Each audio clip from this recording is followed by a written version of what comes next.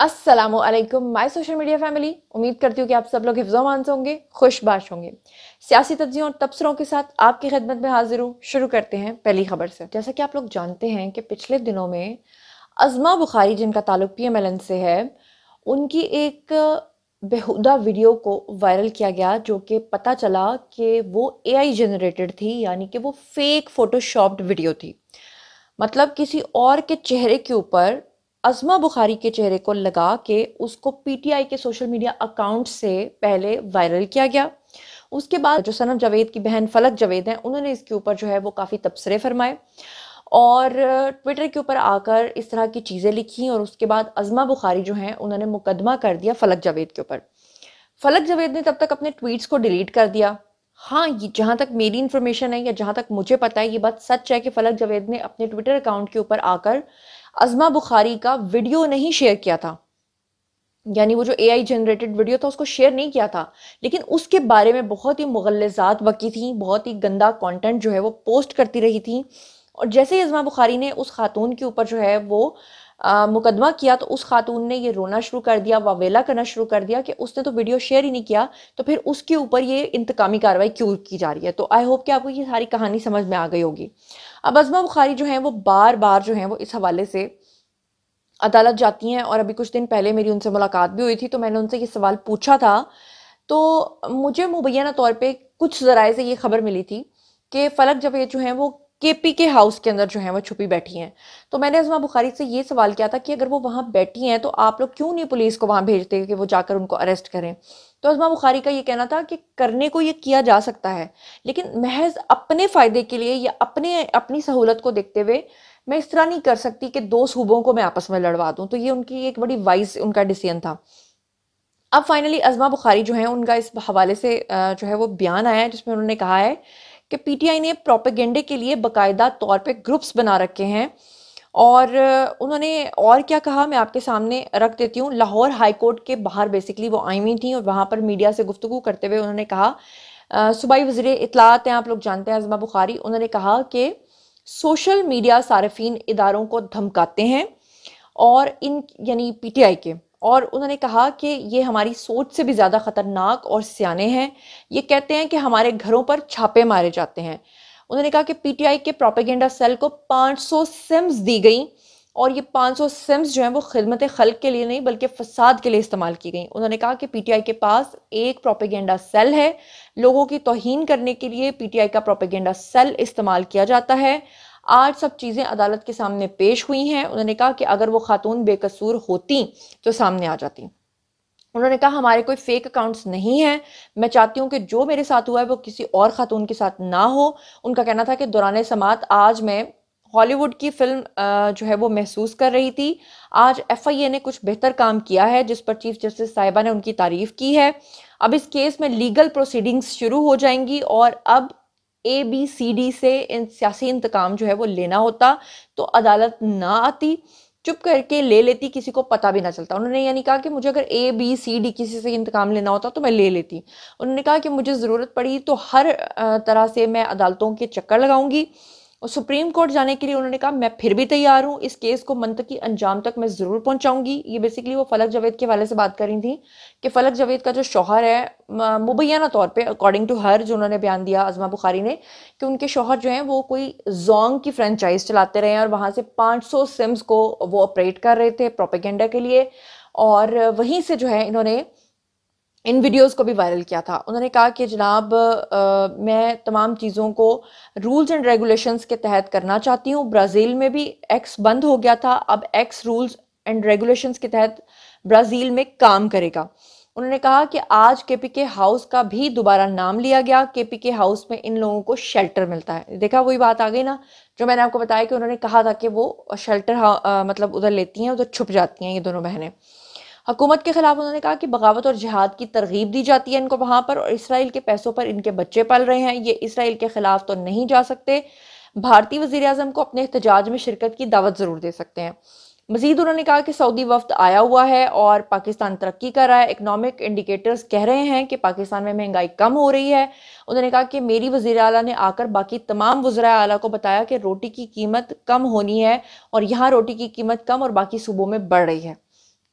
बहरहाल अज़मा बुखारी ने बेसिकली जिक्र किया था जो भी प्रोसीडिंग्स अब तक हुई हैं फ़लक जावेद की। उसके बाद फ़लक जावेद ने अपने ट्वीट्स करना शुरू कर दिए और फ़लक जावेद ने कहा कि उसको सियासी इंतकाम का निशाना बनाया जा रहा है। क्या कुछ कहा मैं आपको इसकी ज़रा तफसीलात बताती हूँ कि अज़मा बुखारी की जो फेक वीडियोज़ हैं उस पर फ़लक जावेद के शौहर ने जो फ्रेंचाइज़ सेल करना उसको चैलेंज कर दिया। कैसे, आपके सामने रख देती हूँ। शकील रियाज जो हैं उन्होंने अजहर सदीक एडवोकेट की वसातत से अदालत के अंदर दरखास्त दायर की। शकील रियाज ने दरखास्त में मौक़िफ़ इख्तियार किया कि FIA ने गैर कानूनी तौर पर फ्रेंचाइज के ऊपर छापा मारा। फ्रेंचाइज उसकी बीवी उसके शौहर की है, फ़लक जावेद के।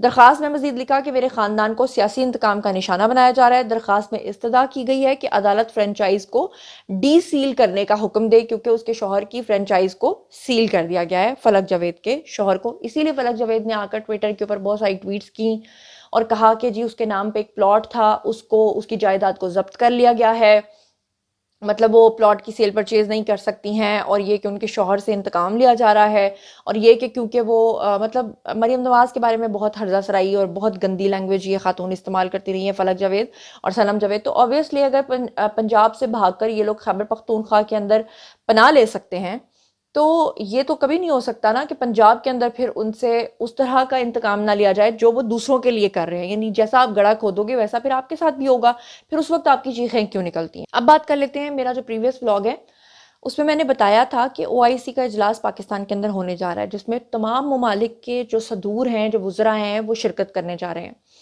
इंडिया भी उसमें शिरकत करने जा रहा है। OIC का इजलास जिसमें चाइना के प्राइम मिनिस्टर पाकिस्तान 11 साल के बाद आने जा रहे हैं। 2014 में उनका जो आना था उसको इसलिए मौखर करवाया गया था कि उस वक्त भी PTI ने बहुत ज़्यादा जलसे, धरने और ये सब कुछ किया था। अभी फिर उन्होंने कह दिया जी कि 15 अक्टूबर को जब इस्लामाबाद के अंदर ये हो रहा होगा OIC का इजलास, तो उन्होंने कहा है कि जी उस दिन हम लोग डी चौक के ऊपर फिर से धरना देंगे। अब उस सिलसिले में इन्होंने पूरे पंजाब के अंदर जो कहा था कि जनाब हम अपने एहतजाज के सिलसिले को बढ़ाएंगे और मुल्कों कह रही हूँ, शहरों शहरों में पाकिस्तान के अंदर जो है वो ये सारी हम लोग हरकतें करेंगे। तो मुल्तान के अंदर इनका जो है वो कल के दिन में एक जलसा हुआ और उसमें ये जो इंतशारी हैं वो चंद एक थे, लेकिन PTI ने तो यही बताया कि हज़ारों लाखों का मजमा जो है वो बाहर निकल आया। ये खातून आपको स्क्रीन के ऊपर नजर आ रही होगी, ये क्या आई थी, खान तेरे जानिसार बेशुमार, तो तेरी खातिर हम अपनी जान भी दे सकते हैं, तो तेरी खातिर हम गला कटवा सकते हैं।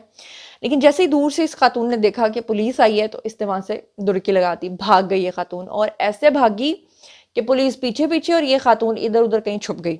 तो मतलब ये है इनका इनकलाब, ये है इनका एहतजाज। उसे कहते हैं ना, नचन आलियां दे पुत्र कदी जंग नहीं लड़ सकते, ये वो वाला हिसाब है। इनकलाब भी नहीं ले आ सकते, ये सिर्फ कैमरे के आगे इनकी, पंजाबी में कहते हैं तुतरी हिलती है, वहां पे इनकी जुबान हिलती है, अदरवाइज इनको कोई पता नहीं होता कि असल में हकीकत जिसे कहते हैं ना जिद्दोजहद किसको कहते हैं, वो इनको कोई पता नहीं है। और मज़ेदार बात यह है कि इन्होंने मुल्तान, फैसलाबाद, लाहौर, सरगोदा, बहावलपुर और साहिवाल और DG खान के अंदर कहा था कि जनाब तमाम लोग इकट्ठे हो जाएं, और ज़्यादा लोग इकट्ठे हो जाएंगे तो हम फौरी तौर पे मार्च करके डयाला जेल से खान को रिहा करवा लेंगे।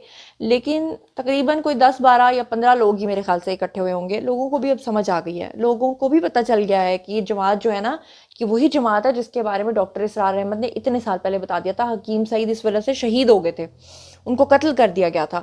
तो बहरहाल जो असल इनकी हकीकत है ना, सोशल मीडिया पे आप जाकर देखें तो मेरे ख्याल से हर दूसरा बंदा आपको जिहाद करता नजर आएगा, हर दूसरा बंदा जो है वो अडयाला जेल के ऊपर आपको हमला करके इमरान खान को वहां से रिहा करता हुआ नजर आएगा।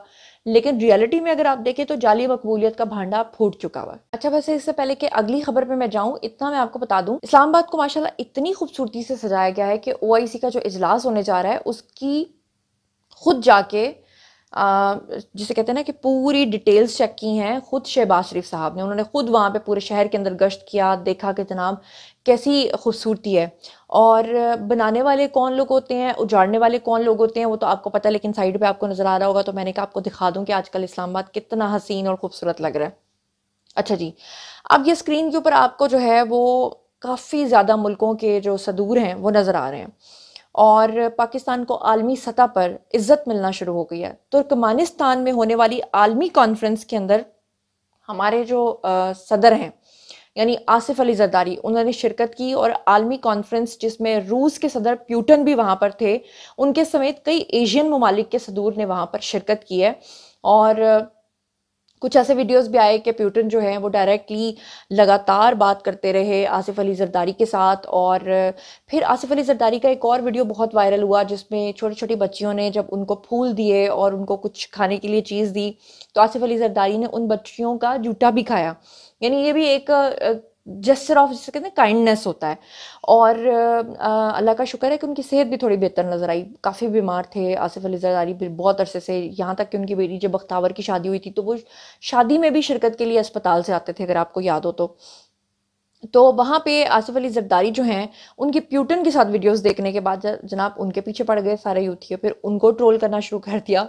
तो वो खान साहब कहते हैं ना कि गरूर का, तकब्बुर का अंजाम बहुत बुरा होता है। खान साहब कहा करते थे कि मेरे अलावा इनके पास कोई ऑप्शन नहीं है।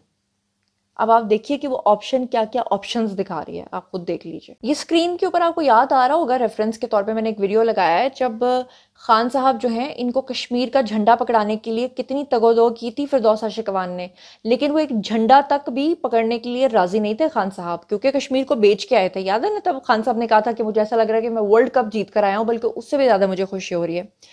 अच्छा जी, बहरहाल अब ये जो इन्होंने पूरे मुल्क के अंदर अनारकी फैलानी है 15 तारीख को, खासतौर पर डी चौक में, उसके वाले से जो हमारे वजीर दिफा हैं जी ख्वाजा आसिफ, उन्होंने कहा है कि मुल्क को हम यरगमाल नहीं बनाने देंगे। साथ ही आपको बता दूं कि मौलाना फजलुर रहमान जो हैं उन्होंने जनाब कहा है कि हुकूमती तरमीम का तसव्वुर कबूल नहीं है, हमारी तजावीज़ को अगर शामिल कर लिया जाए तो फिर हम हिमायत करेंगे। अब मेरे ख्याल से इदारे अपने तरीके से सोचेंगे कि उनको क्या करना है, और मौलाना फजलुर रहमान को अच्छे तरीके से पता है कि वो गलत साइड पे खड़े हैं। ये मैं आपको बता दूं, ऐसा नहीं है कि मौलाना फजलुर रहमान को इसका इदराक नहीं है। असल में मौलाना साहब ना अपनी एक अजीब किस्म की सियासत कर रहे हैं, वो दरअसल सबको अपना काना बना रहे हैं। ये जो PTI वाले आए दिन मौलाना फजलुर रहमान के ऊपर गालियाँ बकते थे ना, बेसिकली उनको भी अपने पीछे नमाज पढ़ा के बता दिया कि आइंदा भाई तुम लोग आओगे तो मौलाना फजलुर रहमान के ऊपर बात करने से पहले ज़रा सोचना। और इसके अलावा आपको बता दूं कि जनाब ये जो 8 महीने गुजरे हैं, ये जो 8 महीने की गवर्नमेंट गुजरी है, क्या क्या इन्होंने काम किया ज़रा सुन लीजिएगा। सबसे पहले तो इन्होंने जब ये आए हैं तो मुल्क को श्रीलंका बनाने का ख्वाब देखते हुए खान साहब डिफ़ॉल्ट की तकरीर तैयार कर चुके थे, तो मुल्क को डिफ़ॉल्ट से बचाया। स्टॉक मार्केट जो है वो 86,000 पॉइंट्स से ऊपर चली गई है। क्रेडिट रेटिंग्स जो है वो बेहतर हुई हैं। IMF का प्रोग्राम इन्होंने जो है वो मंजूर करवाया। शरह सूद जो है इन्होंने 5% कम की है। महंगाई जो है वो 30% से इन्होंने कम करके सिंगल डिजिट पे ले आए हैं। बरामदात और तरसीलात ज़र जो है उसको बढ़ाया। टैक्स गुजारों को डील किया है। तजारती खसारा जो है वो ख़त्म करके सरप्लस किया है। दर्जनों अरब डॉलर्स की सरमायाकारी शुरू हो गई है। सुपर पावर चीन, रशिया समेत दीगर जो दर्जन भर ममालिक हैं वो SCO के अंदर शिरकत करने जा रहे हैं। पाकिस्तान आने जा रहे हैं। सऊदी अरब पाकिस्तान के साथ जो है वो अरबों रुपए के मुआहदे साइन कर चुका है। 27 याददाश्तों के ऊपर जो है वो इन्होंने अब तक साइन कर दिए हैं। और पहले कई ममालिक के सरबराह जो हैं वो आ चुके हैं। मलेशिया के प्राइम मिनिस्टर जा चुके हैं। CPEC 2 शुरू हो रहा है। कई इदारे जो हैं निजकारी के लिए तैयार हैं और कई IPPs के महंगी बिजली के मुआहदे जो हैं उनको ख़त्म किया गया है। फालतू की वजारतों को ख़त्म किया गया है। असामियाँ ख़त्म की गई हैं। हुकूमती अखराजात के अंदर कटौतियाँ की गई हैं।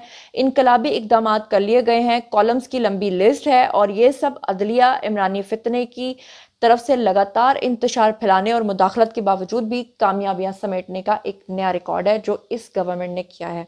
तो और आपको क्या चाहिए? सही मानों में अब हुकूमत जो है वो अपना काम, हालांकि हुकूमतें अभी भी देख लें कि आधी आधी हुकूमतें हैं, PMLN के पास उस तरह से पार्स नहीं है, लेकिन फिर भी कितना काम कर रहे हैं। तो बहरहाल ये था आज का वीडियो। बारी चाहिए आप लोगों की, आई कमेंट सेक्शन में बताइए कि आप इन तमाम चीज़ों के बारे में क्या सोचते समझते हैं। जो कुछ भी आप सोचते समझते हैं शेयर कीजिए, पर्सनली जवाब दूंगी। मजीद खबरें, व्लॉग्स, इंटरव्यूज़ और सियासी तस्वीर जानने के लिए मेरे साथ कनेक्टेड रहना हरगिज़ मत भूलिएगा। चैनल को सब्सक्राइब कर लीजिएगा। अपना बहुत ख्याल रखिएगा। अल्लाह ने के बाद।